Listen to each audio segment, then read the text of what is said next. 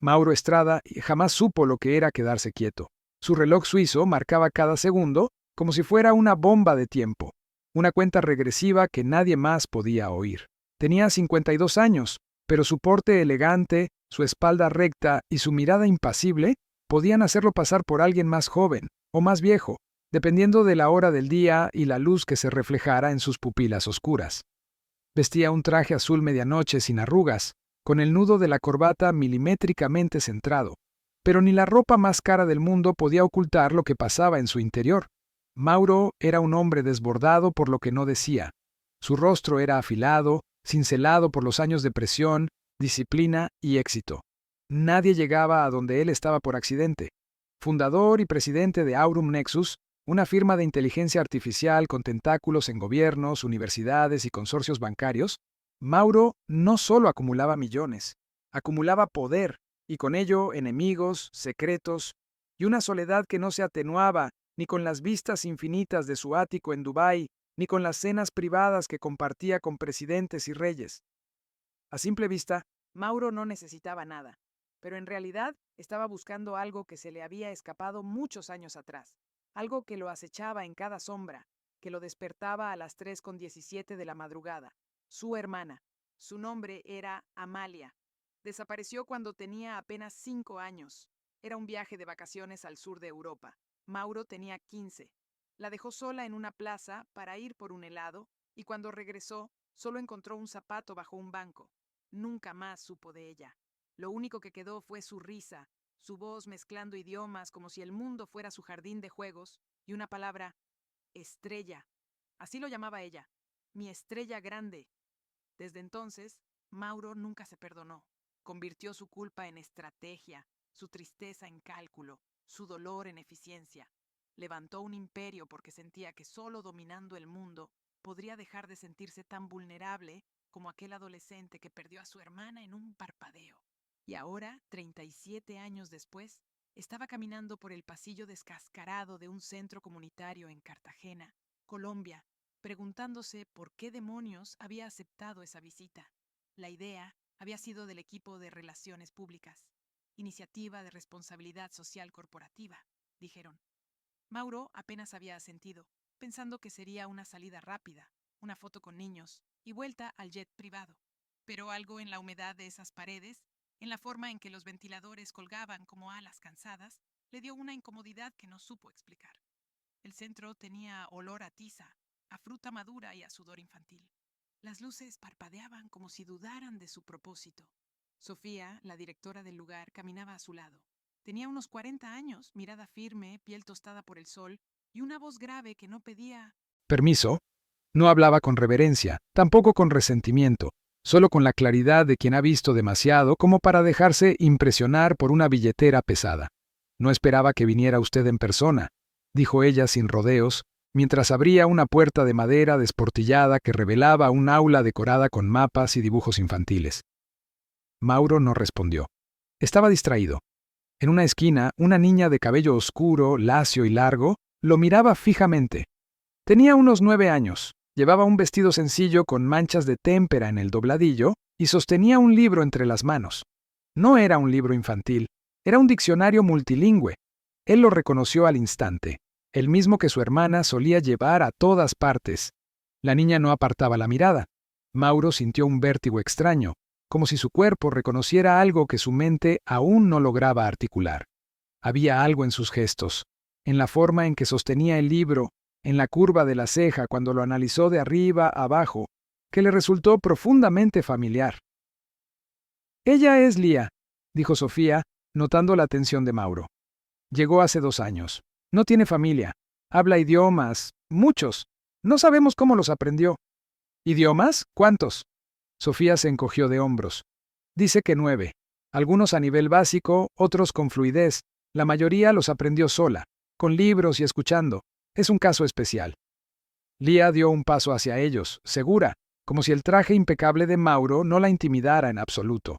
Lo miró directo a los ojos y dijo con una voz clara, sin vacilaciones: «Yo hablo 9 idiomas».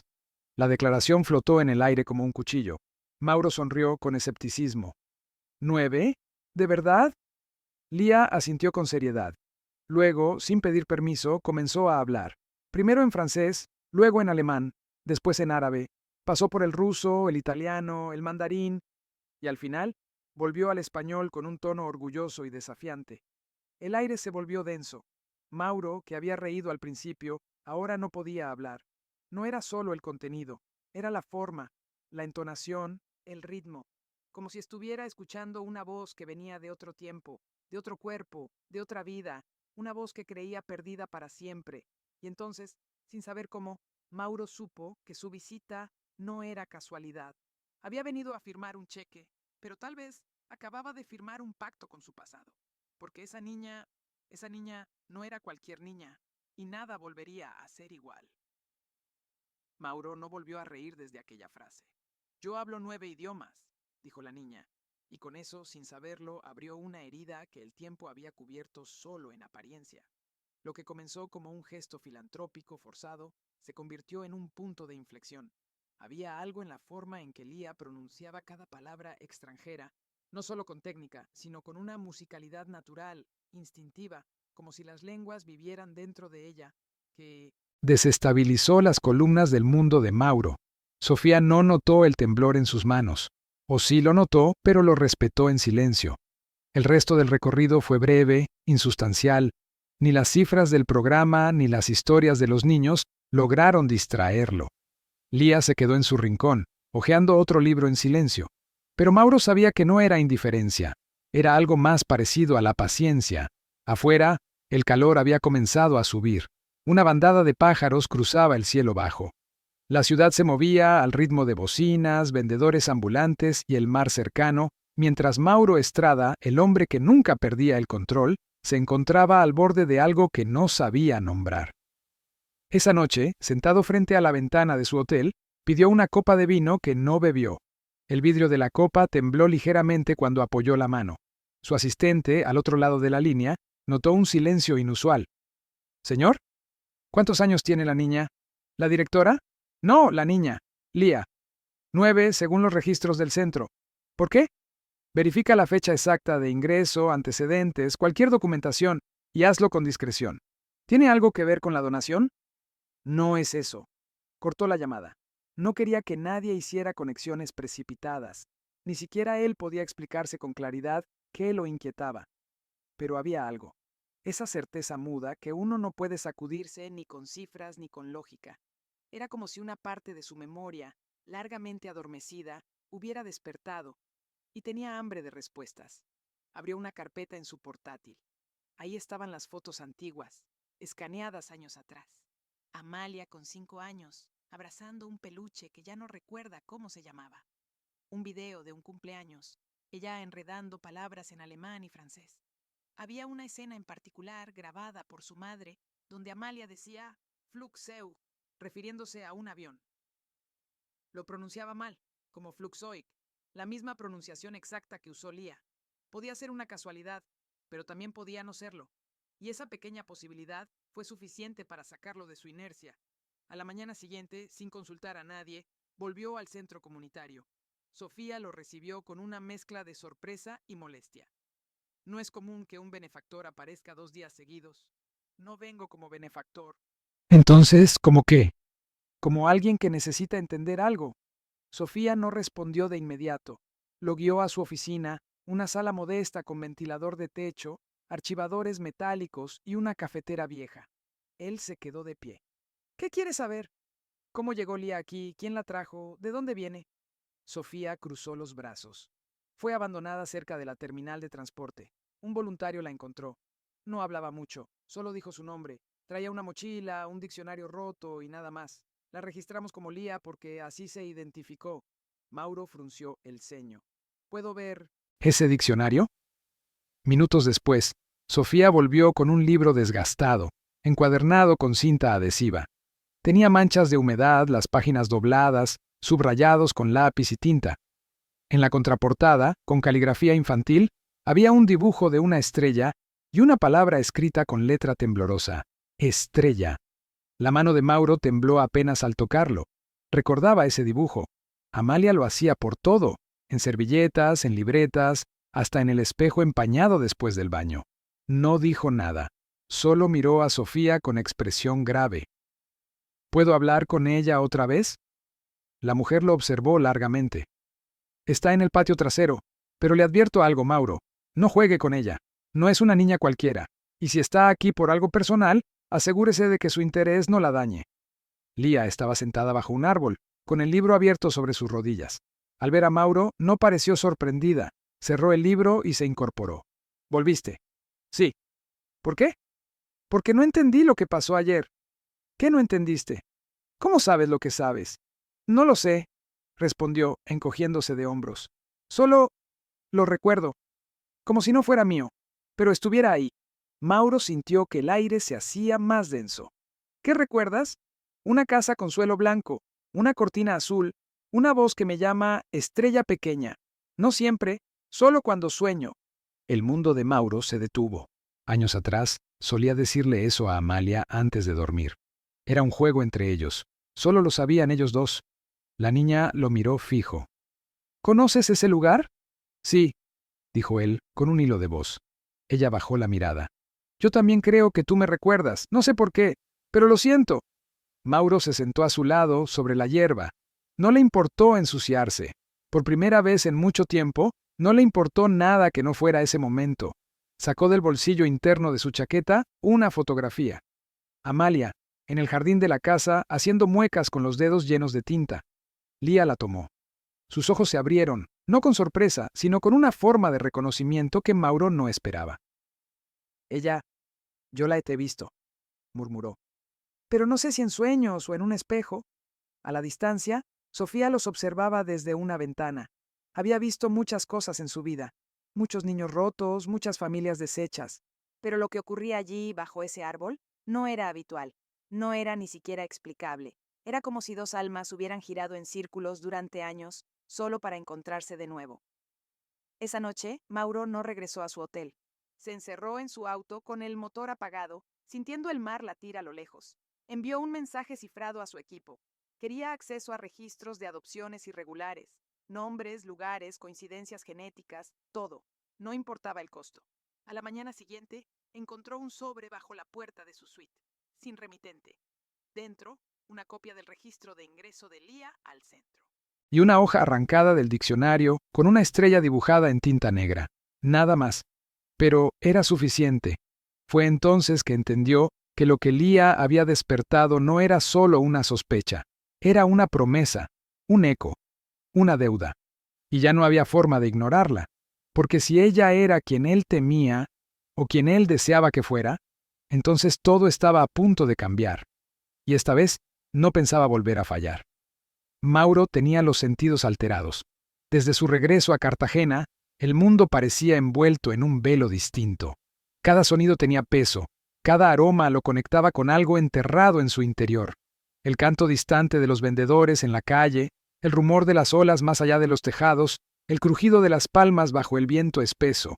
Todo se sentía más denso, más cercano, como si el tiempo hubiera dejado de avanzar y ahora se replegara sobre sí mismo. Lía seguía asistiendo al centro comunitario como si nada hubiese cambiado. Pero para Mauro, cada día con ella era una sacudida. No sabía qué lo inquietaba más, si la idea de que ella pudiera ser Amalia, o el abismo que se abría en su interior cada vez que aceptaba que quizá no lo era, y él se estaba aferrando a un fantasma. Lo observaba, lo analizaba, lo cuestionaba con una madurez incómoda para su edad. A veces respondía preguntas antes de que él las terminara. Otras lo desarmaba con una frase simple. Hoy soñé que alguien me abrazaba y me llamaba por otro nombre. Mauro apenas podía contener la presión en el pecho. No era miedo lo que sentía, ni siquiera esperanza. Era algo más primitivo, más crudo. Era la posibilidad de recuperar lo irrecuperable. Pidió una habitación modesta cerca del centro comunitario. No quería la distancia de los hoteles 5 estrellas, ni las cortinas que ocultaban el mundo. Necesitaba oler la calle, oír a los perros ladrar de madrugada, sentir la humedad pegajosa que se colaba por las ventanas mal cerradas. Quería estar cerca de Lía, sí, pero también quería acercarse a algo dentro de sí que había evitado por más de 30 años. Comenzó a visitar el centro cada día. Ayudaba a Sofía con tareas menores, organizar donaciones, acomodar libros, reparar sillas. Los niños lo miraban con cautela al principio, luego con curiosidad. Algunos se le acercaban, otros le ofrecían dibujos hechos a crayón. Mauro sonreía, les hablaba con respeto, sin falsas dulzuras, pero era Lía quien lo mantenía allí. Sus conversaciones se volvían más largas, más hondas. No hablaban de cosas importantes, al menos no al principio. Pero entre líneas, él le entregaba retazos de su vida, y ella los tomaba como si supiera que pertenecían a algo más grande. Una tarde, mientras llovía con fuerza sobre los techos de zinc, Lía le mostró una libreta que escondía entre sus libros de idiomas. Era una colección de palabras que no estaban en ningún idioma oficial. Son de mis sueños, dijo. Mauro las leyó con el sois un corazón acelerado. Algunas se parecían a las invenciones que Amalia hacía de niña, combinaciones de francés y español, frases mezcladas con una lógica solo suya. Toulamita, revesí, casalimpo. La última página tenía un dibujo, dos siluetas bajo un árbol, una grande, otra pequeña, y arriba una estrella dibujada en azul. Mauro no pudo hablar por varios segundos. Cuando levantó la vista, Lía lo observaba sin hablar. Tenía los ojos húmedos, pero no lloraba. No necesitaban palabras. Había algo en el silencio que era más fuerte, pero la duda también crecía. Mauro no era ingenuo. Sabía que la mente humana podía fabricar coincidencias, que el deseo era un filtro poderoso.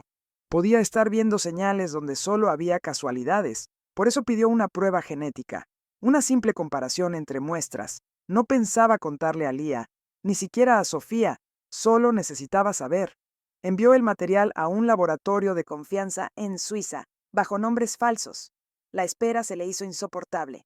Mientras tanto, algo comenzó a cambiar en la atmósfera del centro.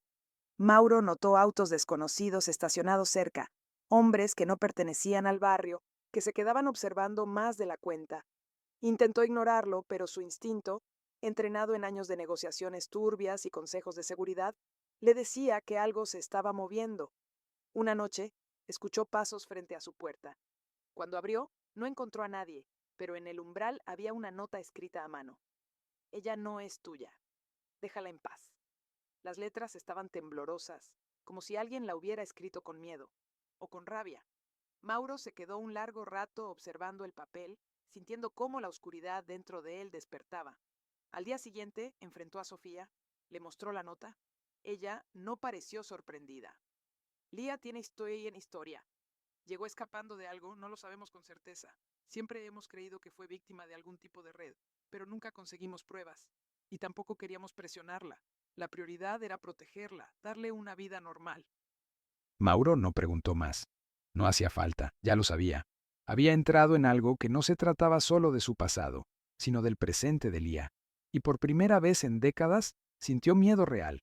El recuerdo de Amalia se volvió más persistente. Lo asaltaba en sueños. En uno, ella lo miraba desde una habitación sin ventanas. En otro, le hablaba en idiomas mezclados. Pero en todos había una constante, el reproche. Tú te fuiste. Tú no me buscaste. Tú seguiste tu vida. Se despertaba sudando, con el corazón golpeando como si lo persiguieran. Durante una tormenta de madrugada, Lía llamó a su puerta. Estaba empapada, temblando. Había tenido una pesadilla. Mauro no hizo preguntas. Le ofreció una toalla y chocolate caliente. Se sentaron en silencio. Ella comenzó a hablar. A veces me despierto gritando. No sé por qué, solo tengo frío, mucho. O frío. Y escucho voces, idiomas que no conozco. Mauro la observaba sin interrumpir.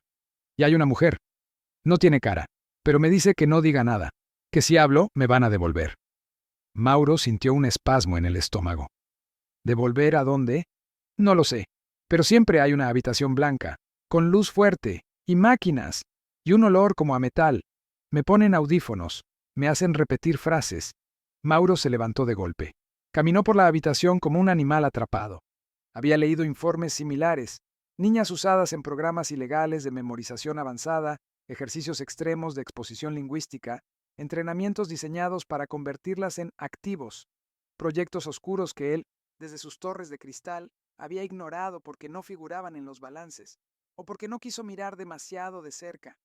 Lía lo miró con calma. ¿Qué hice mal? Nada, dijo él con la voz quebrada. Se arrodilló frente a ella. Nada. Tú no hiciste nada.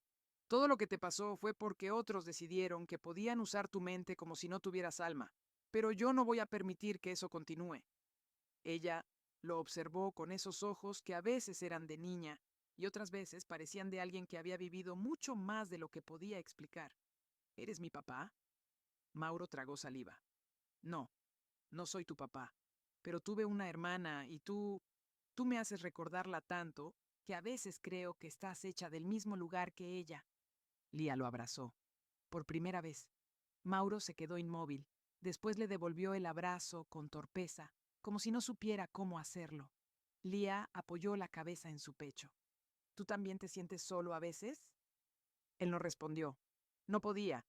Esa noche, después de llevarla de vuelta al centro, Mauro recibió un correo cifrado. El análisis genético estaba listo. Lo abrió con manos sudorosas. El documento decía, en términos fríos y técnicos, que no había coincidencia genética suficiente para establecer parentesco entre Lía y Amalia.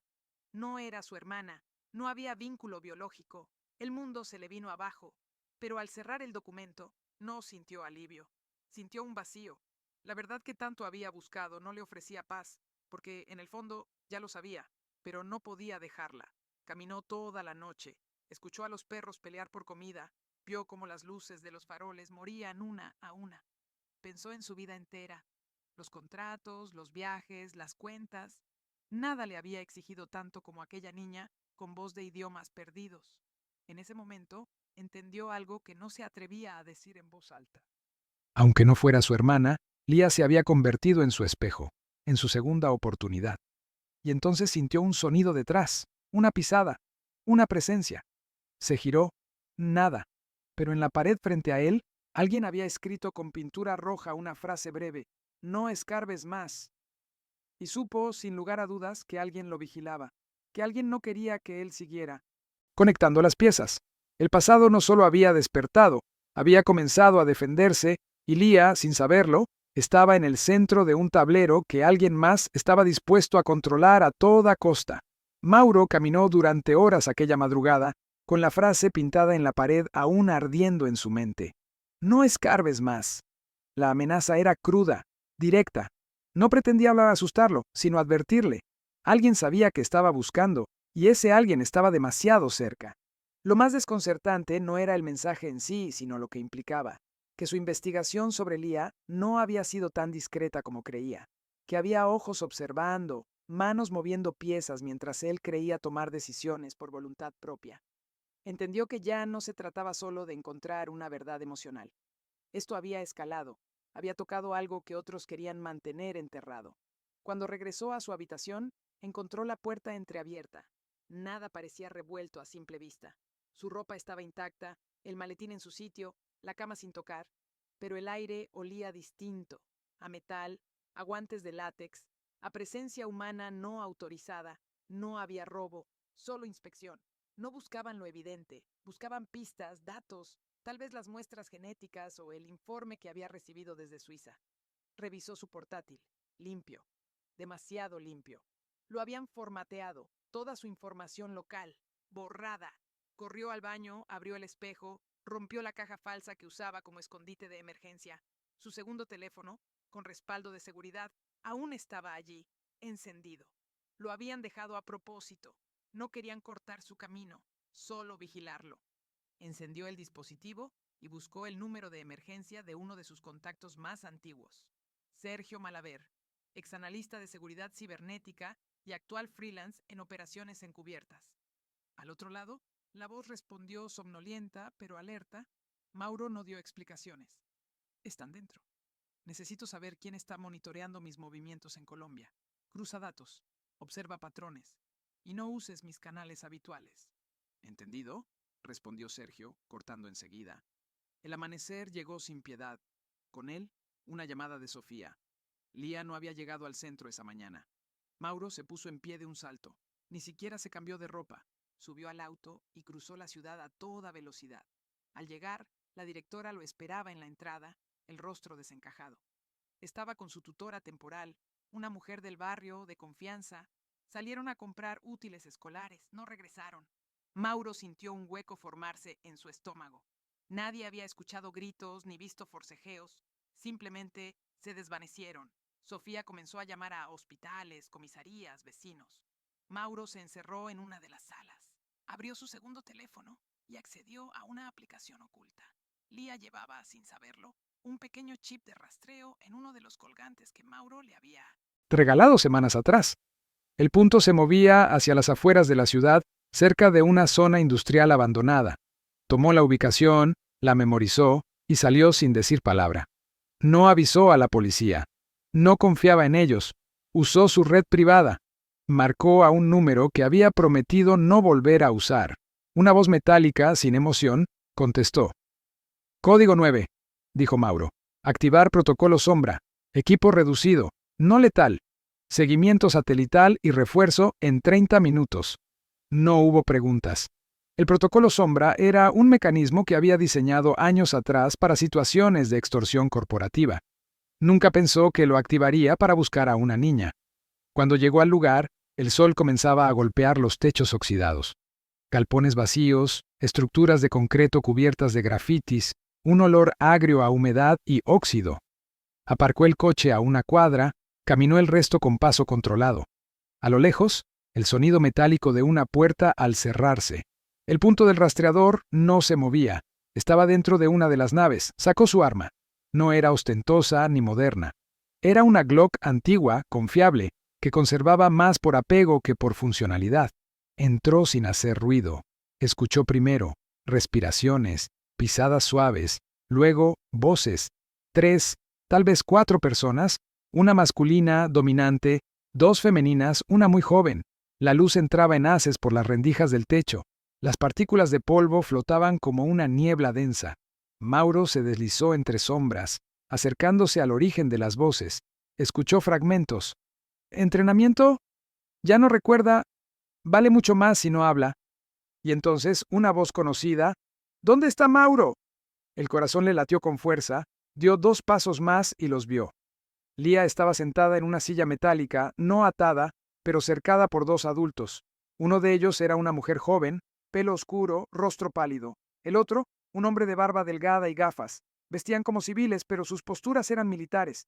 Junto a ellos, un tercero hablaba por teléfono, de espaldas. Mauro levantó el arma, apuntó al techo y disparó. Un estruendo seco llenó el espacio. Todos se giraron. Lía gritó su nombre. Mauro avanzó sin bajar el arma. Suéltala. Ahora. No queremos problemas, señor Estrada, dijo el hombre de barba. Solo estamos asegurando un recurso valioso. Usted ya tuvo su oportunidad. Esta niña pertenece a otro proyecto, uno más grande. Mauro no respondió. Disparó al suelo, a centímetros del pie del sujeto. La próxima entra en carne. Nadie se mueve. Levanten las manos. La mujer lo miró con desprecio. ¿De verdad va a enfrentarse a una agencia internacional por una niña que ni siquiera es su sangre? Lía, en ese instante, se puso de pie.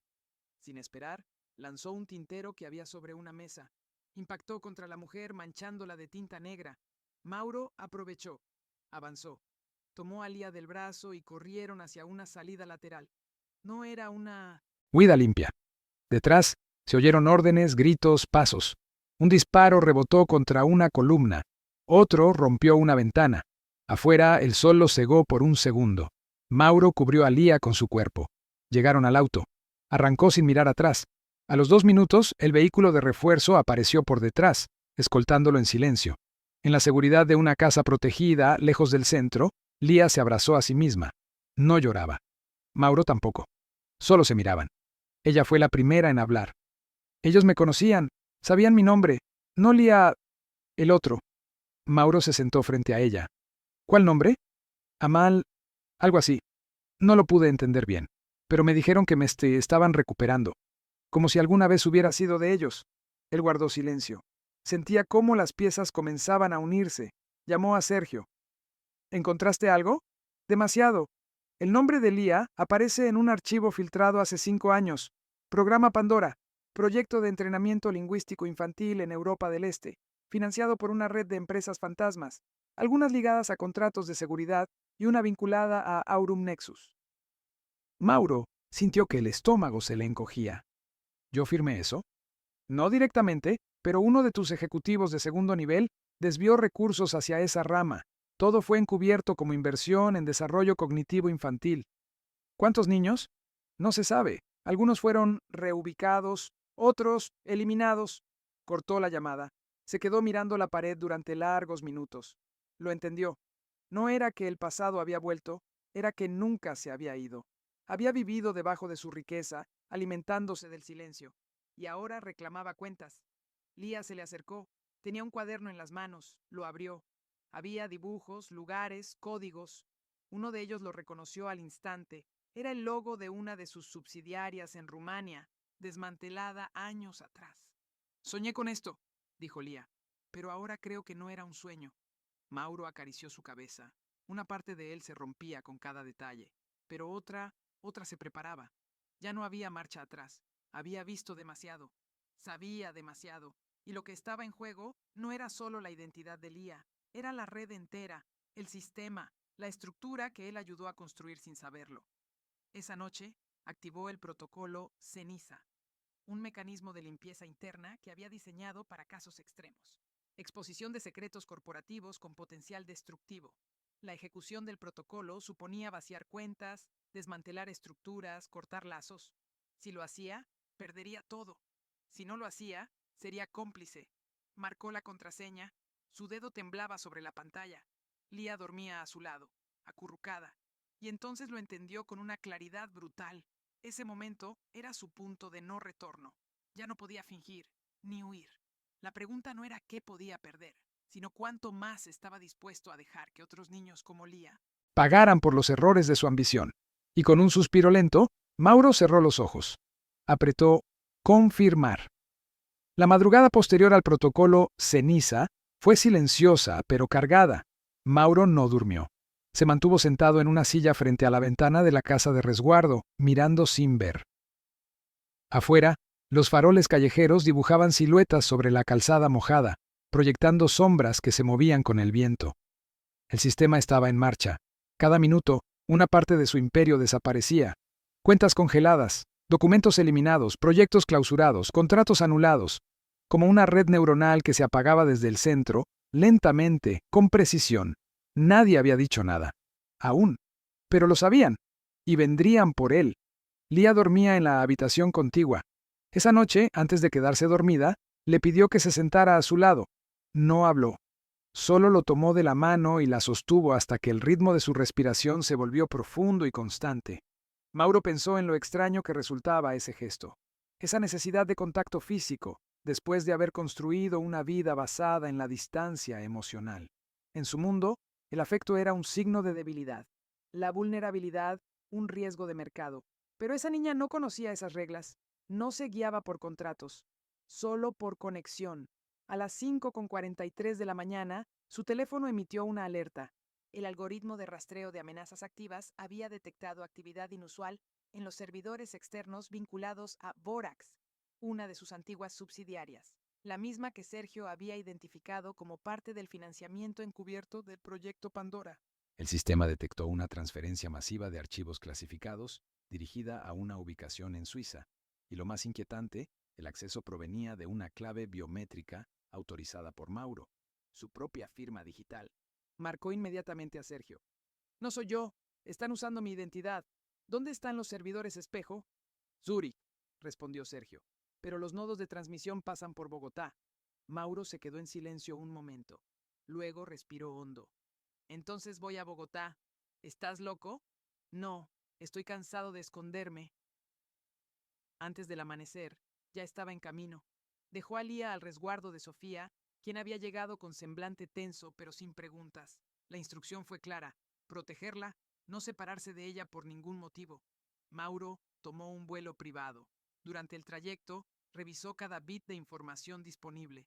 La ubicación exacta era un edificio de oficinas en el centro financiero, perteneciente a una empresa fachada de Aurum Nexus que, en teoría, había sido disuelta 5 años antes.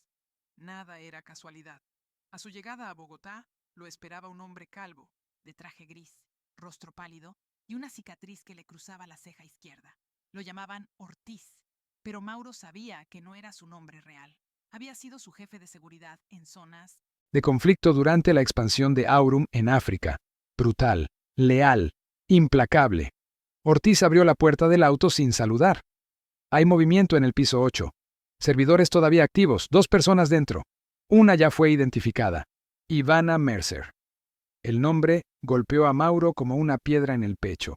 Ivana había sido su asistente personal durante 3 años. Inteligente, discreta, devota, conocía todas sus claves, hábitos, rutinas. Había estado con él durante el proceso de expansión de Aurum hacia Europa del Este. Era una de las pocas personas que él consideraba realmente confiables, hasta ese momento. ¿Y la otra persona? Todavía sin rostro confirmado, pero hay registros de actividad cruzada con agencias externas. Alguien que no debería estar aquí. El edificio estaba apagado, casi abandonado. Una recepción desierta, cámaras desconectadas, luces fluorescentes que titilaban. Subieron por la escalera de emergencia. Ortiz iba delante, Mauro detrás, con el arma en la mano, los pasos medidos. Al llegar al piso 8, encontraron la puerta entreabierta. Un zumbido leve se filtraba desde el interior. Equipos encendidos. Monitores activos. Al fondo, una figura familiar digitaba con velocidad sobre un teclado. Ivana. Ella se giró antes de que Mauro hablara. No se inmutó al verlo apuntándole. Solo bajó las manos con calma. «Te estaba esperando». Mauro no respondió. Solo la observó. Tenía el mismo peinado de siempre, la misma expresión serena. Pero sus ojos eran distintos, más duros, más lejanos. ¿Por qué?, preguntó. Porque esto nunca se trató solo de Lía. Tú eras parte del problema desde el inicio. Yo solo estoy terminando lo que tú empezaste. Ortiz inspeccionó el lugar, detectó los nodos de transmisión, pero no interrumpió. Sabía que esa conversación necesitaba espacio. ¿La entregaste tú? ¿Tú la sacaste del centro? No, pero yo autoricé el rastreo. Ella no debía estar contigo. Iba a complicarlo todo. Mauro bajó el arma, no por confianza, sino por claridad. ¿Quién más está detrás de esto? ¿A quién le estás vendiendo los datos? Ivana suspiró. Nadie compra esto. Es demasiado peligroso. Lo estamos entregando, porque no debe pertenecer a nadie, ni a ti ni a ellos. El proyecto Pandora fue un experimento diseñado para fabricar inteligencia extrema. Pero no solo eso. Querían que esos niños no fueran personas. Querían que fueran receptores de instrucciones.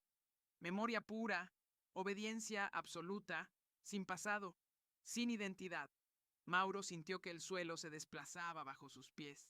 ¿Y yo firmé eso? Tú firmaste los fondos. Nunca hiciste preguntas.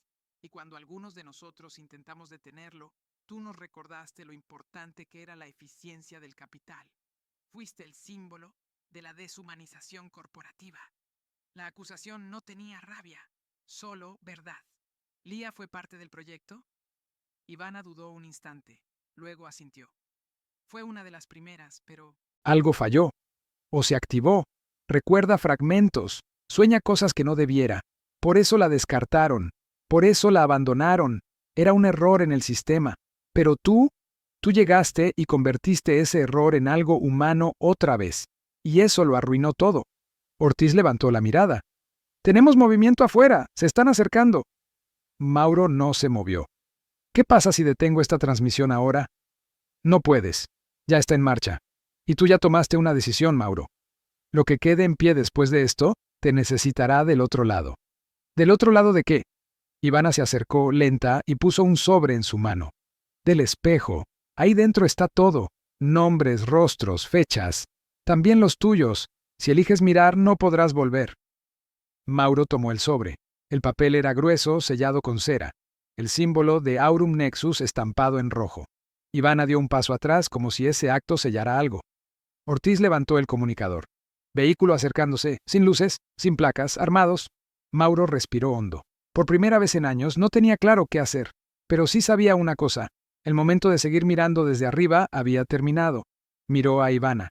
Vámonos. Ella negó con la cabeza. Yo me quedo. Mi trabajo era asegurar la fuga de los datos. Ya está hecho. No necesito sobrevivir a esto. Pero tú tienes que llevarla contigo, a Lía, y protegerla. Porque lo que viene después, Mauro, no se parece a nada de lo que conoces. Una explosión leve sacudió una de las ventanas. Ortiz gritó que era hora de irse. Mauro corrió, guardó el sobre dentro de su chaqueta, tomó un último vistazo a Ivana. Ella no dijo adiós. Solo se giró hacia las pantallas y continuó digitando. Al bajar por las escaleras ya se escuchaban los primeros disparos.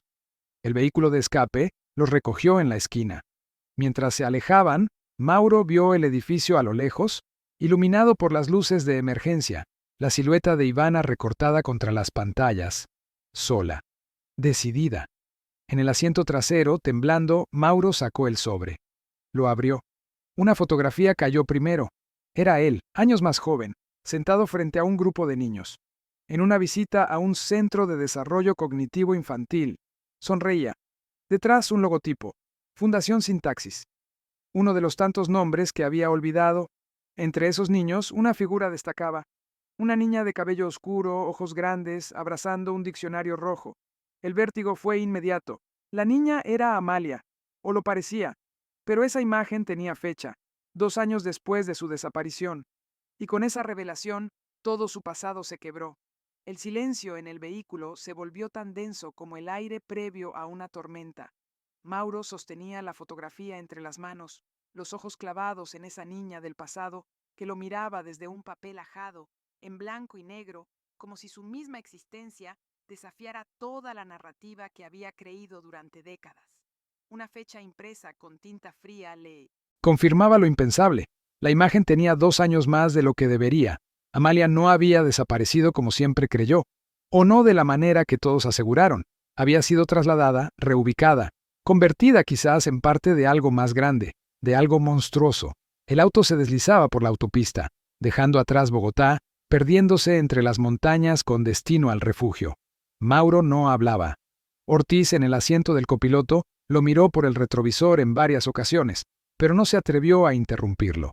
El rostro del empresario, tan acostumbrado al dominio absoluto, ahora parecía otro, más pálido, más humano, profundamente golpeado. Las líneas de su mandíbula, antes firmes, se desdibujaban bajo la tensión de una verdad innegable. En el sobre había más documentos, informes internos de la Fundación Sintaxis, reportes de evolución lingüística de menores, notas de observación, cartas entre directivos. Todos los nombres estaban en clave, todos excepto uno, el suyo. Aparecía en la mayoría de los contratos como patrocinador silencioso. Su firma adornaba la aprobación de presupuestos, la creación de centros de investigación, el financiamiento de campañas de reclutamiento. Había sido el rostro invisible de una estructura que operaba desde las sombras, lavada a través de donaciones filantrópicas y subvenciones educativas, y no lo había sabido, o no había querido saberlo. Uno de los informes hablaba de un grupo específico, el grupo Delta. Niños con capacidad neurológica atípica, memoria expandida, procesamiento sensorial múltiple. Amalia estaba listada como D4A, con una observación resaltada. Actitud desafiante, apego emocional a recuerdos no funcionales, peligro de reactivación. Mauro sintió náuseas. Las palabras clínicas no podían esconder la crueldad de lo que describían. Esa era su hermana. Su hermana no había sido secuestrada por un extraño. Había sido absorbida por el sistema que él ayudó a construir, no como una víctima de azar, como una consecuencia directa de su ambición. El auto llegó al refugio a las 11 de la mañana. El cielo estaba cubierto de nubes bajas, el aire olía a tierra húmeda y eucalipto. Lía salió a recibirlo, había estado dibujando en el jardín trasero. Al verlo, corrió hacia él, lo abrazó sin dudar. Mauro la sostuvo con fuerza, como si en ese gesto quisiera pedir perdón por todo. Ella levantó la vista y lo miró con esa serenidad antigua que le era tan familiar. ¿Estás bien?, preguntó. Él no pudo responder. Solo le acarició el cabello y le pidió que lo acompañara. Sofía, adentro, preparaba café. Cuando los vio entrar, notó que algo había cambiado en Mauro. No lo preguntó. Solo le ofreció una taza humeante. Él la aceptó, pero no bebió. Se sentó frente a ambas. Respiró hondo y habló. Les contó todo. El proyecto Pandora, la Fundación Sintaxis, los contratos, la fotografía, la posibilidad de que Amalia no hubiera desaparecido, sino que hubiera sido usada, manipulada y tal vez incluso transformada. No estoy seguro de nada, dijo al final. Pero hay una posibilidad, una entre 1000, de que tú, Lía, no seas solo una niña más. Hay una posibilidad de que tengas parte de ella dentro de ti, quizás genéticamente, quizás emocionalmente, quizás de una manera que ni la ciencia puede explicar, pero no importa, porque seas quien seas, ya no te voy a soltar. Lía lo escuchó sin parpadear. Cuando terminó, solo dijo, «Ya lo sabía». Mauro la miró sorprendido. «No con palabras», aclaró ella, «pero lo sentía, desde que llegaste. Era como si algo dentro de mí reconociera algo dentro de ti, como si el mundo se ordenara solo cuando estabas cerca». Las palabras, simples, le atravesaron el pecho. La certeza se instaló como una raíz profunda. Ya no importaba si era su hermana, si era producto de una cruza de memorias, si era una niña reconstruida por la máquina. Era Lía, y eso bastaba. Pero aún quedaba una elección pendiente. Mauro pidió hablar a solas con Sofía. Fueron al exterior, caminando junto a los árboles. «Ya no puedo protegerla desde las sombras», dijo. «La gente detrás de esto no se detendrá. La quieren de vuelta, no por lo que es, sino por lo que representa, una pieza de un rompecabezas roto». «¿Qué vas a hacer?» «Voy a exponerlo todo». Sofía lo miró fijo. «¿Estás dispuesto a quemarte tú también?» Mauro asintió sin dudar. «Me lo debo, y se lo debo a ella, a Amalia, a todos los que quedaron atrapados en este sistema». Volvió a la casa. Activó su red de contacto más peligrosa, la prensa internacional. En sus servidores secretos aún conservaba contratos, respaldos, grabaciones, datos de cuentas y reuniones internas. Pruebas que vinculaban a gobiernos, a empresas de renombre, a instituciones aparentemente limpias. En cuestión de horas, los datos comenzaron a circular. Mauro envió los documentos a más de 70 periodistas en todo el mundo. Les dio una historia, les dio nombres, les dio números y luego grabó un video. Miró a la cámara con rostro firme, sin corbata, sin maquillaje, sin escudo. Solo él. «Mi nombre es Mauro Estrada. Fui uno de los hombres más poderosos del mundo corporativo y financié, directa e indirectamente, el secuestro, la manipulación y el abuso mental de cientos de niños a través del proyecto Pandora».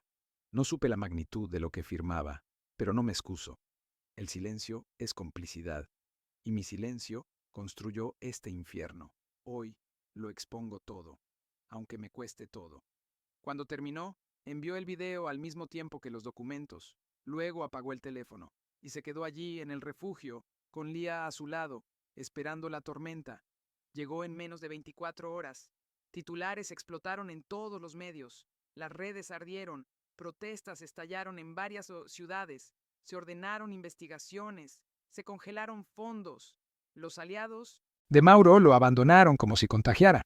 Su rostro se volvió símbolo de vergüenza, pero también en algunos sectores de coraje.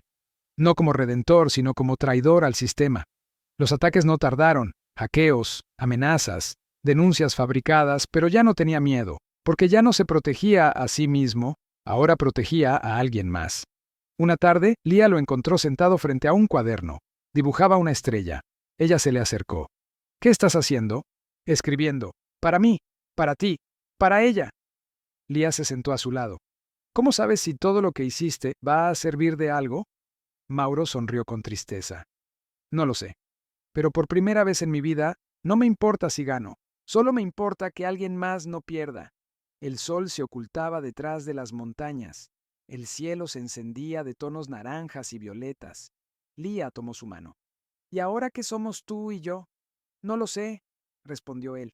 «Pero lo que seamos, lo vamos a construir juntos». Y en ese instante, por primera vez desde que era un adolescente, Mauro sintió paz. No completa, no perfecta, pero real. Una paz que no venía del control, ni del éxito, ni de los millones, sino del acto de haber elegido, y de haber elegido bien. Las semanas siguientes fueron una mezcla de caos y quietud. Mientras el mundo exterior hervía con investigaciones, caídas de imperios empresariales, demandas internacionales y titulares que hablaban de una conspiración silenciosa contra la infancia, Mauro encontró algo parecido a la paz en lo cotidiano. Se mudó con Lía a un pueblo pequeño entre montañas, donde el internet era lento y nadie reconocía su rostro. La casa era modesta, con techos bajos, ventanas que chirriaban y una estufa de leña que a veces se negaba a encender. Pero para él, aquello era un lujo inédito. Por primera vez en décadas no despertaba con una alarma, ni dormía con miedo a la traición. Aprendió a cocinar cosas simples, a reparar muebles, a tomar café en silencio mientras Lía estudiaba frente al ventanal con un cuaderno entre las manos. Ella seguía aprendiendo idiomas. A veces los sorprendía murmurando en hebreo, otras veces traducía sin esfuerzo entre ruso y portugués, como si su mente hubiera decidido florecer lejos de la presión de ser un proyecto. Lo que más lo conmovía era que Lía no hablaba mucho de lo que había pasado, ni del instituto, ni de Ivana, ni de las pruebas, como si el dolor, una vez reconocido, no necesitara explicarse, solo ser sostenido. Mauro había cambiado. No lo notó al principio. Fue algo que sucedió en los detalles. Dejó de mirar el reloj cada 5 minutos, dejó de calcular escenarios cada vez que alguien se le acercaba. Comenzó a escuchar más, a preguntar sin esperar respuestas inmediatas. Había aprendido que algunas verdades toman años en florecer, y que el amor, si acaso esa palabra aún tenía sentido para él, no siempre era una historia limpia. A veces se construía a partir del dolor compartido. Una tarde, mientras caminaban por un sendero cubierto de hojas secas, Lía le preguntó si extrañaba su vida anterior. Mauro la miró con una sonrisa que ya no escondía nada. La extraño a veces, dijo, pero es como extrañar una cárcel lujosa. Lo que más me asusta ahora es olvidar lo que aprendí. Ella asintió, como si entendiera más de lo que cualquier adulto podría comprender. Luego, le dijo que había empezado a escribir un cuento. Mauro se ofreció a leerlo. Lía se negó. Aún no. Pero cuando lo termine, quiero que seas el primero en verlo, porque tú eres el principio de la historia, y también el final. Esa noche, Mauro sacó el cuaderno donde solía escribir pensamientos sueltos. Tomó un bolígrafo y anotó sin pensar demasiado. Durante años creí que era un arquitecto de imperios, pero nunca construí nada que valiera la pena. Hasta ahora, esta niña, esta vida, esto sí es real. El sol comenzaba a caer, tiñendo el cielo de dorado. Desde el porche ambos observaron cómo las aves migraban en formación, cruzando el horizonte con una determinación silenciosa. Mauro pensó que quizás no habría redención total, que siempre cargaría con los nombres que no pudo salvar, con los silencios que costaron vidas, pero también supo que el amor, cuando se elige conscientemente, puede ser una forma de justicia. Y mientras Lía se reía por algo que solo ella entendía, quizás una palabra nueva, un juego mental o un recuerdo lejano, él comprendió que su futuro no necesitaba grandes hazañas, solo verdad, presencia y la valentía de no volver a huir. Hay historias que nacen en el poder, pero solo encuentran sentido en la ternura. Quizás esta sea una de ellas, y quizás, solo quizás, alguien más necesite oírla. Tal vez incluso tú.